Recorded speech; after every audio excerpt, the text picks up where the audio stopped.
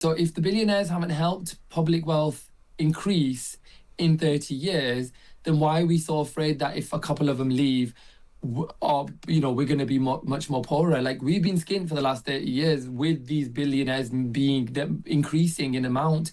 There's 157 or something like that in the UK, and if a couple leave, everyone's like, oh, mass panic. But I think that's what they want us to feel. I think there's always a what if, and my suggestion is so what? Let's take a gamble. It's bad enough as it is anyway. Let's just do it and see what happens. Now, from Elon Musk to Taylor Swift, we spend a surprising amount of time talking about billionaires, whether they've earned it, what they should do with their money, how much tax they should pay. Shabaz Ali shot to fame on TikTok, attracting millions of followers by really taking the mick out of influencers, showing off their lavish lifestyles. He says the final straw was watching someone make designer ice cubes. He's now made a BBC Three documentary. Are billionaires bad? Here's a clip. I'm on a mission. What side of the road do I need to stay on? To meet a real-life billionaire. This is just stressful. And a bunch of people who have an opinion one way or another. Who are you? Who is anybody in this room to tell somebody else what to do with their money? I'd love to own my own skyscraper. I'd love to have Valente Tower. Do wealth taxes work? No. Well, Shabaz is with us now. Good afternoon. Hi. It's good to speak to you. Is it fair to say that rich people annoy you a bit? Is that where your audience has kind of come from? Not all rich people. I think people because then also, if I work hard and make money, everyone's like, well, aren't you the same? It's not rich people. I guess it's extreme wealth and extreme displays of wealth. I think that's where it all started, was like online seeing vast amounts of wealth be displayed, and overconsumption was sort of like the starting point, and then it became a movement.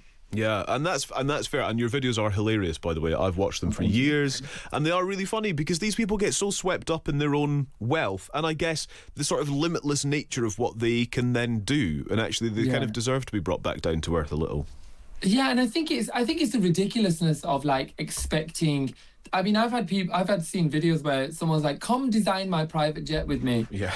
Like, who's your target demographic? Like, who are you to come design my private jet for? It's for poor people, the povos, isn't it? Because no one else is. Rich people aren't watching that, are they? No one rich is sat there going, "Yeah, let's design private jet together." They're actually probably out doing whatever it is they're doing, tax evading or whatever the rich people do.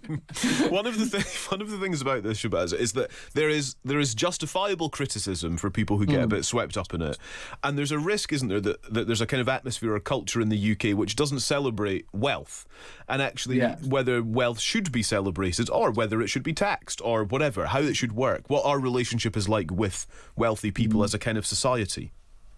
And that's very true, and that's why I wanted to explore it, because as someone who has been seen as, criticizing wealth and rich people and all that, I wanted to explore all sides of the coin, like both sides of the coin and all sides of the spectrum, because I thought, well, if I'm going to have an opinion, let me be an educated person in that. Let me speak to people who are, I speak to somebody who's an economist, somebody who is a billionaire, somebody who loves billionaires, somebody who works for billionaires. I've spoken to all sides of the spectrum. There's people who oppose it politically. There's people that support it politically.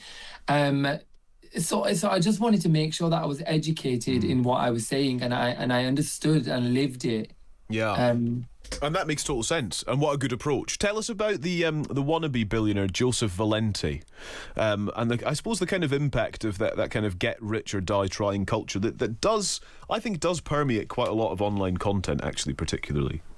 I think a lot of online content and what these people do is fill a void. So, like people like Joseph Valente or the Manosphere or Tradwives, every single one of these is filling a void in people, for people because it's hard to live, it's hard to exist. But also at the same time, it's hard to exist, it's hard to be the sole provider, which is where the Manosphere fits in. It's hard for women to just stay at home. They have to go out and work. So there is a case of like the trad wives are like, oh, well, why don't we go back to traditional values? So these people do fill a void. And I think what Joseph Valenti was saying was that, he wanted to inspire people and he wanted to be a billionaire and he wants other people to be a billionaire. But the reality was there's only 3,000 billionaires and there's 8 billion people. So there's going to be a lot of very disappointed people growing up who are watching this and going, yeah, by 25, I'm going to be a billionaire. And it's like, well, are you really? And are people being sold a dream, I suppose, and an unachievable dream, particularly Absolutely. with online influencers, etc.?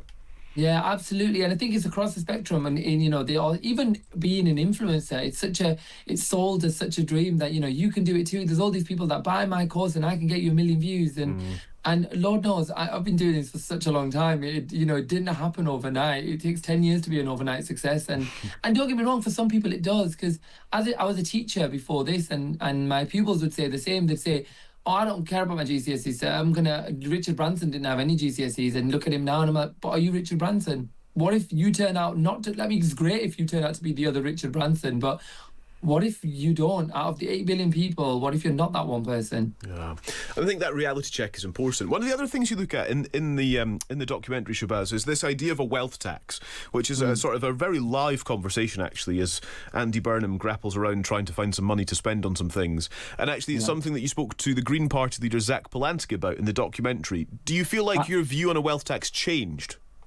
I spoke to Zach, and Zach was obviously very pro tax to billionaires and wealth tax. And then I spoke to Michael Simmons at The Spectator, and he was saying it doesn't work. But he was saying it doesn't work because what if they leave? And my honest answer to that was like, okay, we'll go then. But they might leave. And I think we are being blackmailed and we are being made to be scared by, oh my God, what if they leave? The facts are, in the last 30 years since the Sunday Times Rich List comes out, there's a fact that public wealth has gone down so much, but private wealth has gone up so much. So if the billionaires haven't helped public wealth increase in 30 years, then why are we so afraid that if a couple of them leave, we're going to be much more poorer? Like, we've been skint for the last 30 years with these billionaires increasing in amount.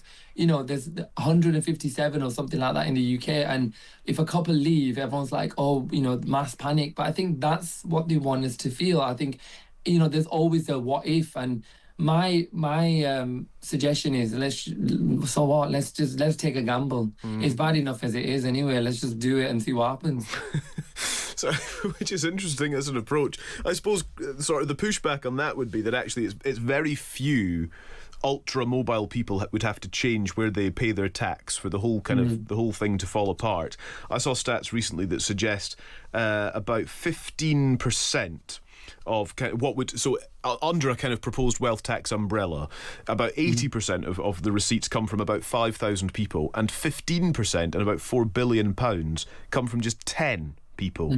So actually you could have a huge impact with just a handful of people changing where they're paying tax and taking it out of the UK.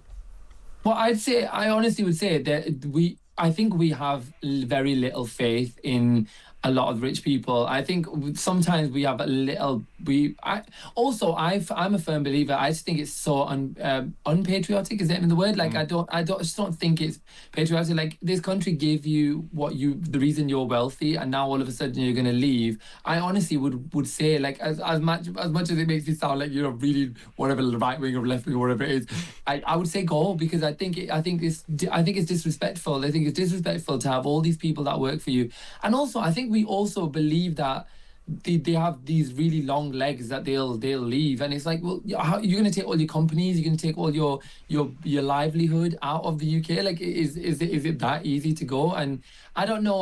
Like I said in the documentary, I explore all sides of the coin, and I think both sides of the coin. I think I do try and be fair and understand it from both perspectives. I don't have all the answers. I don't know if a wealth tax would work. Personally, if it was up to me, I think 2% is too low. I think I'd go 9 or 10. If it was up to me, I'd be like, tax all the joy out of everything. But but I don't know. I don't have a solution. I don't work in that side of the world. No, I'm that's afraid. fair enough. Well, but it's about you discovering. That's the whole point of the documentary, isn't it? Discovering whether billionaires are good or bad, and how people view them, and how we should think about the contribution that billionaires actually do make, I suppose, and all of that as well. Do you think billionaires are bad people? I guess, is there a kind of moral bankruptcy to them? Do you know what? I met a billionaire, and you'll have to watch it to find out what I think of him. But billionaires, I will say, I think I also asked the wrong question. I think for me, the idea of there are good and bad people everywhere. And I think what I asked was, are billionaires bad? And what I discovered from a lot of people that worked for them was they just exist. They don't think of us. They don't need to think of the vast majority of people because they've never had to. It just doesn't affect their lives. We don't come into their lives. And the other thing was, I said, yes, there's good and bad people in all walks of life, but a really corrupt poor person doesn't change a lot of people's lives. A really corrupt rich person has the ability to change millions of lives. And I think that's what I was trying to understand and trying to get across to, the billionaire I met. And I was trying to explain that fundamentally you can be a good person, but with money, even if you're not a good person, money will have the ability to affect so many people's lives. So that's the problem. That's really interesting. It's so good to speak to you, Shabaz. Thank you so much. Thanks for your time. Thank you for having me. I appreciate it. Good to have you on. That is Shabaz Ali. Are Billionaires Bad? Airs on BBC 3 at 9 o'clock tomorrow night. Are billionaires bad is the essay question for the day then.